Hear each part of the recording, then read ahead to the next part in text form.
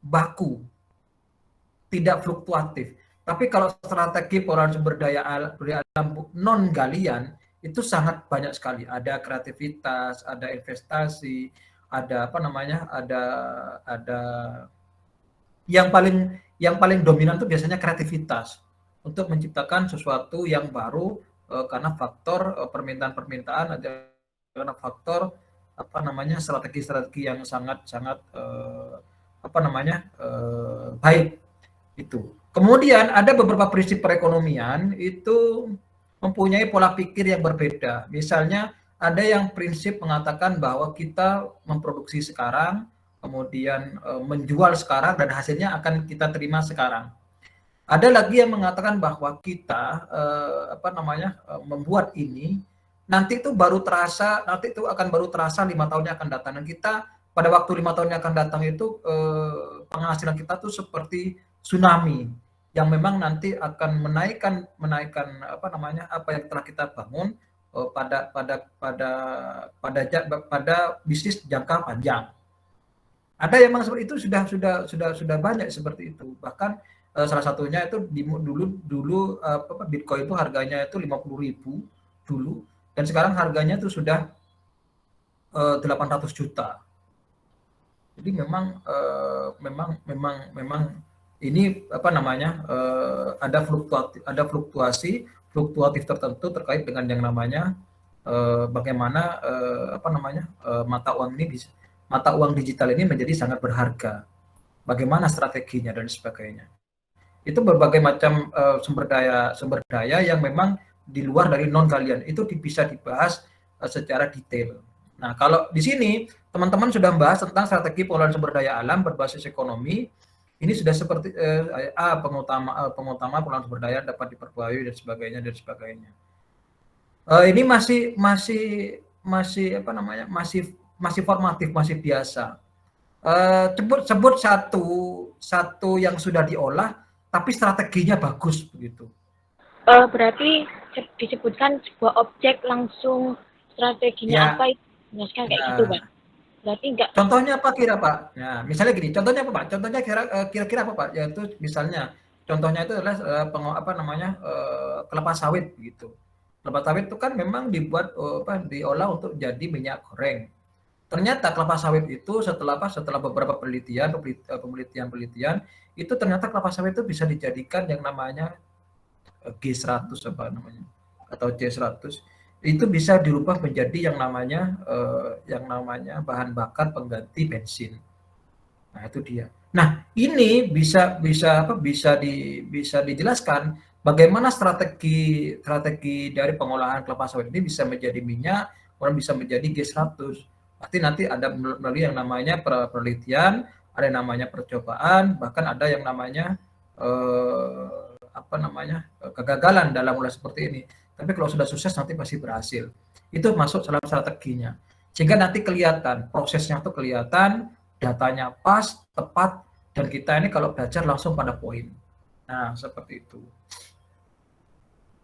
Kemudian itu tadi satu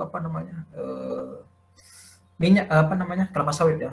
Kemudian pengolahan biji nikel atau biji besi. Sekarang Indonesia itu presiden kita itu mengatakan kita tidak boleh mengimpor nikel mentah atau besi mentah. Seperti itu. Kita harus menjadi produsen kita harus sudah berubah dari produksi hulu menuju produksi hilir. Artinya ketika kita membuat barang suatu, kita tiru tuh barang apa itu yang dibuat, kita buat standarnya, kita maksimalkan, nanti kita jualnya pada negara-negara yang membutuhkan. Nah, seperti itu. Jadi kemarin itu pemerintah kita itu sudah melarang ekspor biji besi, biji nikel, dan melarang seperti itu. Orang luar tuh harus beli biji besi yang sudah jadi, kemudian nikel yang sudah jadi di tempat kita, agar harganya lebih mahal. Karena kalau sudah harganya lebih mahal, maka teori ekonomi itu akan berlaku, di mana barang-barang itu sudah punya kualitas bagus, kemudian jumlahnya sedikit, maka harganya mahal, kan seperti itu.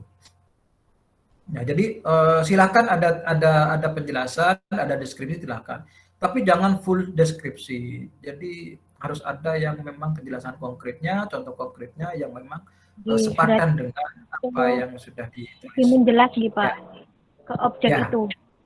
Terima kasih Pak. lebih jelas pada objeknya. Oke. Oh, jangan lupa juga datanya ya, datanya yang bagus, nyari data yang bagus, Baik, yang terima lebih kasih. spesifik. Terima kasih. Kemudian yang sebentar, masih ada ini. Ini tuh poin A gitu. Kemudian ini poin B. Konsep geografi politik. Nah, yang Pendra lihat di sini dari atas ke bawah itu geografi politik semuanya itu. Geografi politiknya dijelaskan mungkin 2 paragraf saja atau 3 paragraf saja atau 1 lembar full saja. Nanti harus ada nanti penjelasan secara detail. Contoh ini Pak Endra sebutkan A. Dengan memanfaatkan wilayah daratan yang sangat luas di Indonesia, gini, dengan memanfaatkan wilayah berupa daratan dan hutan yang luas di Indonesia, Indonesia bisa menjadi raksasa perkebunan. Nah, itu kan jelas sudah perkebunan yang bagus-bagus di mana saja, datanya seperti apa, produksinya apa dan sebagainya. Itu kan konsep geografi politik itu sudah. Tuh. Kemudian B, dengan memanfaatkan luas wilayah laut, Indonesia bisa menjadi raksasa perikanan. Bagaimana pemanfaatan laut di Indonesia, bagaimana memanfaatkan ini dan sebagainya.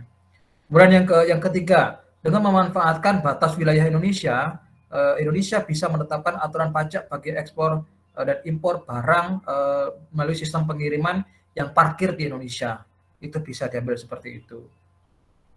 Yang nomor 4, dengan memanfaatkan keindahan alam Indonesia, Indonesia bisa menjadi tujuan wisata dunia. Kan seperti itu.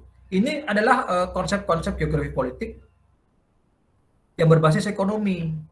Nah, jadi yang disebutkan teman-teman di sini ini full geografi politik. Nah, ini kan bahasan kita itu adalah ekonomi sumber daya alam. Jadi harus ada pengertian sumber daya alamnya, harus ada langkah pasti atau poin-poin penting yang memang sudah secara konkret itu benar-benar kalau kita ini benar-benar menggunakan konsep geografi berbasis ekonomi di Indonesia. Nah, ini memang penting. Terus yang ketiga, udah ketemu apa RPS-nya? Ampun Pak. RPS-nya ya itu Pak yang dikirimkan. RPS-nya itu yang dikirimkan.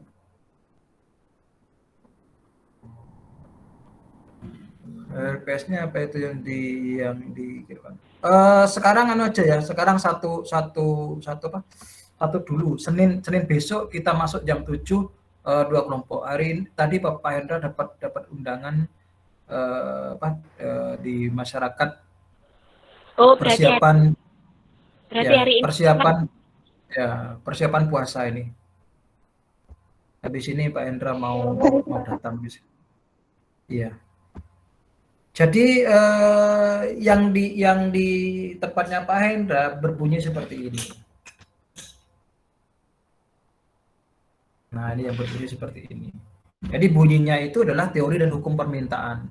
Begini, di masa yang modern sekarang banyak permintaan aneh, permintaan aneh dan bahkan di luar nalar. Misalnya berkembangnya yang namanya gurita bisnis metaverse. Salah satunya itu adalah Bitcoin. Bitcoin bagian kalau keuangan tuh namanya Bitcoin. Kemudian kalau yang namanya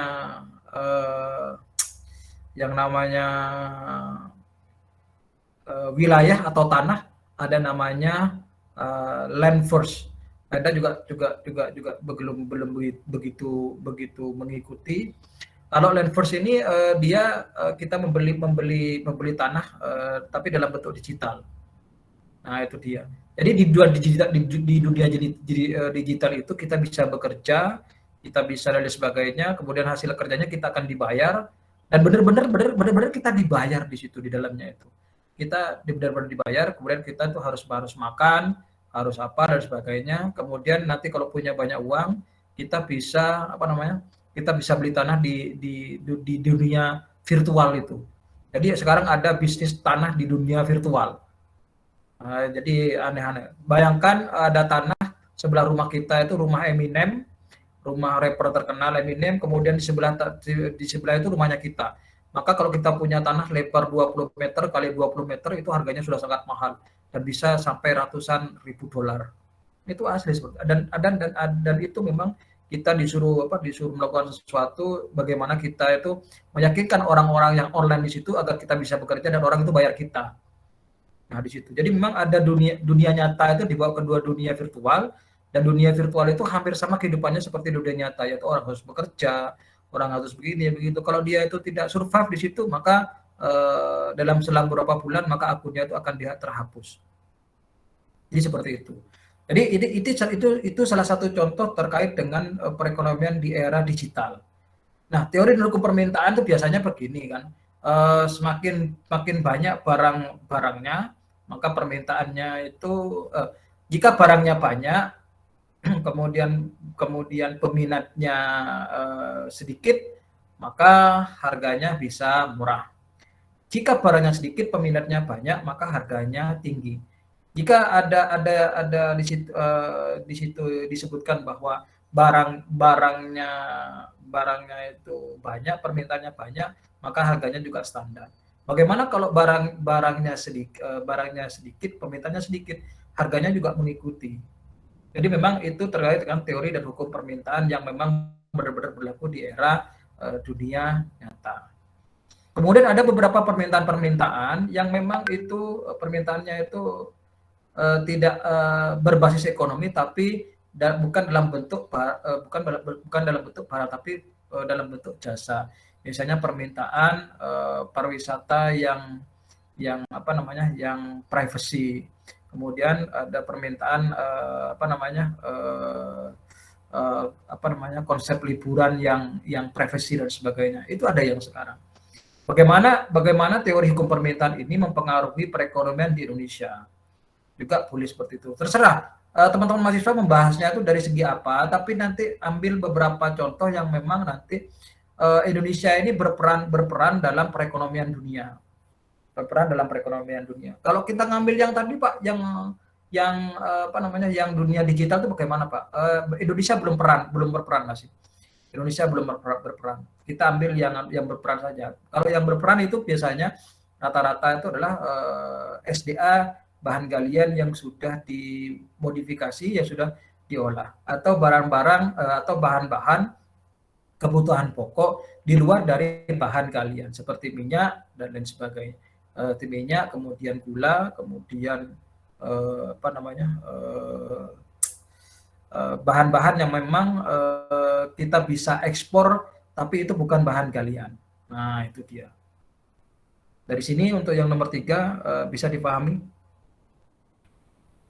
Kalau yang dijelaskan tuh 3 dan 4 itu terlalu rumit itu. Terlalu rumit. Oke, ada pertanyaan untuk teman-teman? Silakan yang mau bertanya kelompok.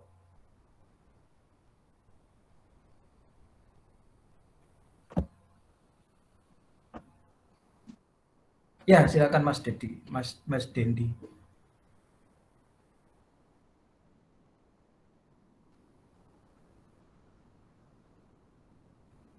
Peran masyarakat Indonesia kurang maksimal dalam perekonomian dunia. Tapi itu tidak masalah sebagai isu dari permintaan di masa yang akan datang. Jadi bila bahasanya itu isu permintaan di masa yang akan, isu permintaan di era milenial yang akan datang. Seperti itu. Ada tulisannya isu saja. Itu isu saja.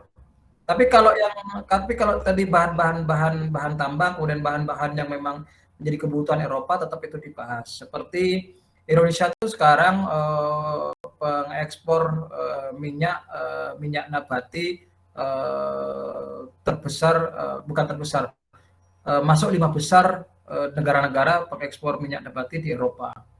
Bahkan minyak kita itu di stop oleh Eropa, saking bagusnya, saking murahnya. Eropa tuh pengen merubah arah penggunaan minyak nabati. Mereka memproduksi minyak nabati dari kedelai. Indonesia buatnya itu dari apa namanya, dari kelapa sawit Indonesia. Nah, tapi Eropa apa namanya, kemarin sempat di stop, tidak boleh. Indonesia sebenarnya tidak masalah. Tapi itu kan yang memprakarsa kan Inggris, Kemudian negara-negara yang lain itu ingin mengikuti Inggris, tapi karena harganya dibuat mahal, akhirnya kembali kepada minyak yang memang diproduksi oleh Indonesia. Jadi seperti itu alasan utamanya mengapa sih barang-barang yang bisa dibahas di teori permintaan itu yang memang sifatnya itu Indonesia itu atau negara kita punya kontribusi besar terhadap perekonomian dunia. Tuh. Tapi kalau yang tadi itu Pak, yang apa metaverse tadi itu Pak, isu saja. Itu sebenarnya kalau dibahas bagus. Jadi di masa yang akan datang, yang Anda bahas yang nanti akan Anda bahas itu akan jadi kebutuhan pokok di masa milenial yang akan datang. Karena itu dianggap sebagai investasi yang sangat menguntungkan, menjanjikan di beberapa dekade yang akan datang. Itu bisa. Tapi bunyinya itu adalah isu ya. Untuk investasi di masa yang akan datang. Oke, ada lagi yang mau ditanyakan? Silakan. Ya.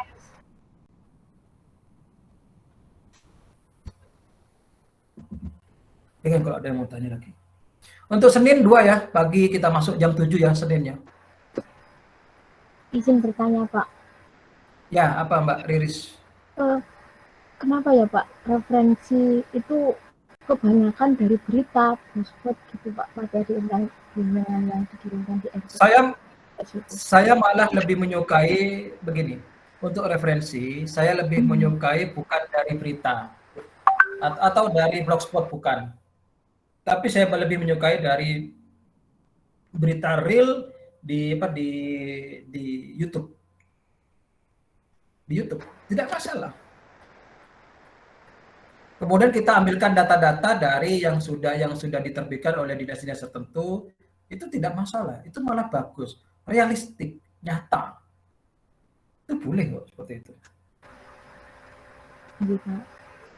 Tapi nanti referensinya gimana Pak? Ya mungkin tidak bagusnya adalah kita harus nyari-nyari dulu informasinya, kemudian habis itu di daftar pakainya, diklik misalnya yang memberikan statement ini adalah Hendra, kemudian alamat YouTube-nya ini. Kayak gitu Pak, enggak apa-apa ya? Tidak masalah, tapi nanti kalau sudah ketemu seperti itu, Anda ditambahkan data-data yang realistik, yang memang benar-benar mendukung apa yang telah disampaikan di YouTube tersebut. Itu bisa kok. Malah sekarang itu yang benar-benar menjadi rujukan baru seperti itu. Boleh seperti itu. Iya Pak, baik, terima kasih. Ya, Pak, boleh nggak Pak cari yang lebih ilmiah Pak, yang tidak ribet Pak? Ada, masuk di Google Scholar, Di situ pasti pembahasannya lebih detail, lebih lengkap, datanya sudah ada. Nah itu boleh masuk situ. Nanti Turnitinnya diturunkan saja lah, biar cepat, biar tidak lama. Saya pengen nanti di bulan puasa.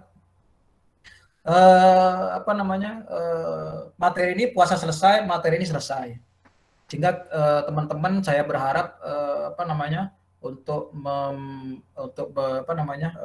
meminimalisir plagiarismenya, kemudian nanti di layout bikin cover, setelah itu nanti kita cetak, kita ISBN-kan hasil buatan mahasiswa dan lain sebagainya, sehingga nanti di tahun depan, tepatnya di bulan Mei tahun depan, Pak Hendra dengan gagah bahwa mata kuliah kita ini di tahun 2021 kita punya karya dengan mahasiswa itu masuk standar 8 untuk akreditasi, dan mohon kerjasamanya. Nanti kami sudah berusaha agar akreditasinya itu bukan B. Kami mau berharap akreditasi tahun depan itu harus A. Jadi kita memang kerja target seperti itu. Untuk Turnitin makalah ini minimal 20% atau 30%? Ya, 20, 30 tidak bisa. 20, 30 tidak bisa. 30 tidak bisa masuk.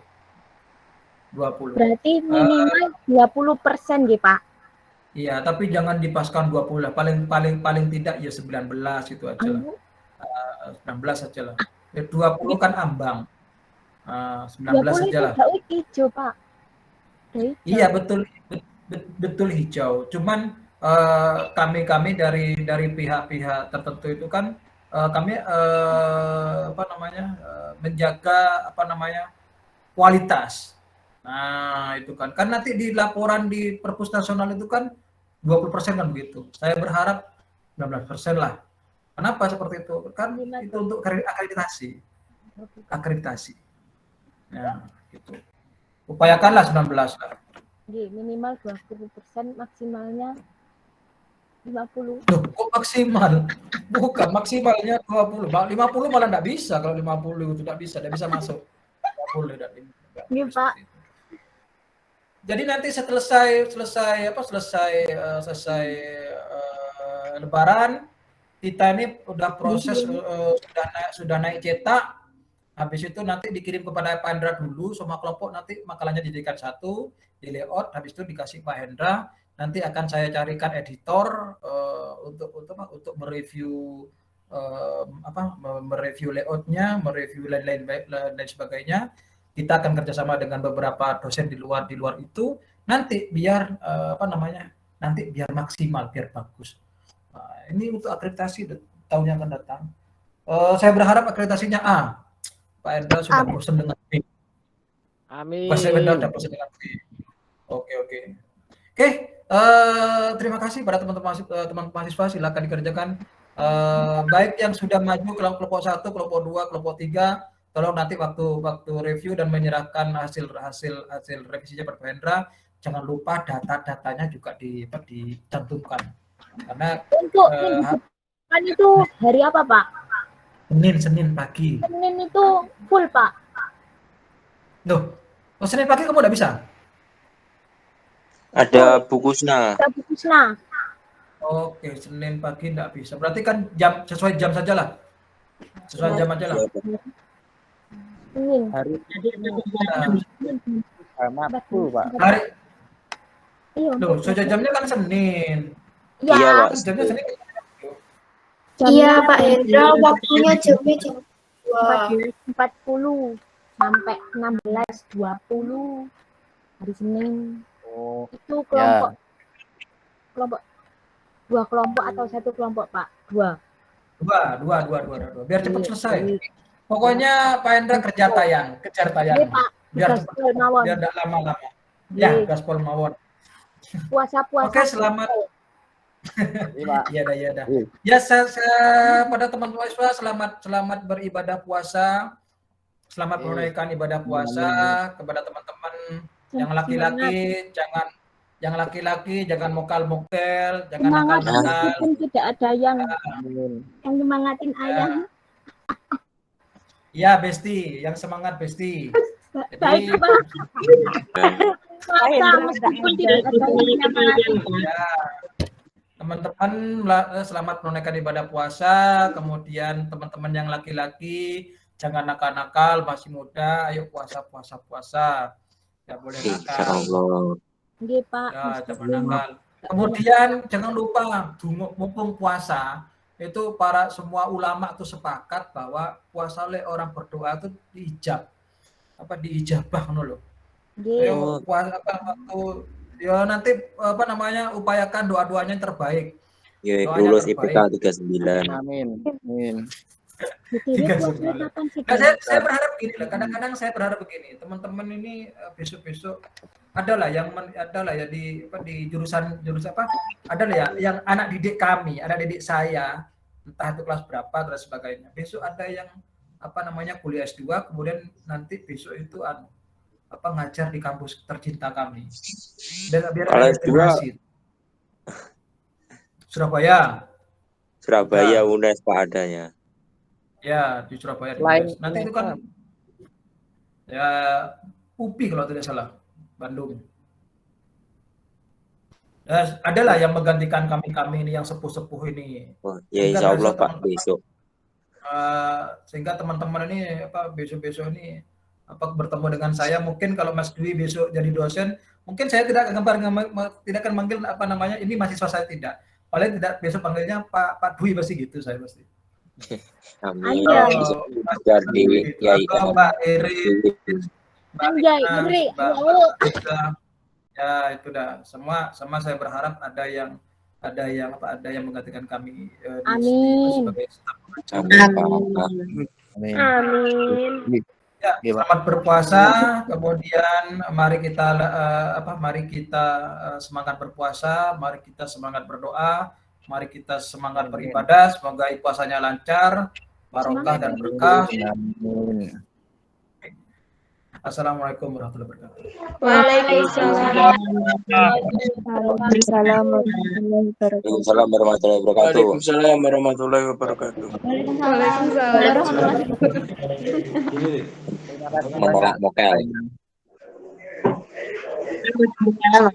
Pak Top buka ya tapi. Bu Hani diajak. Pak Top buka jam 10. Weh,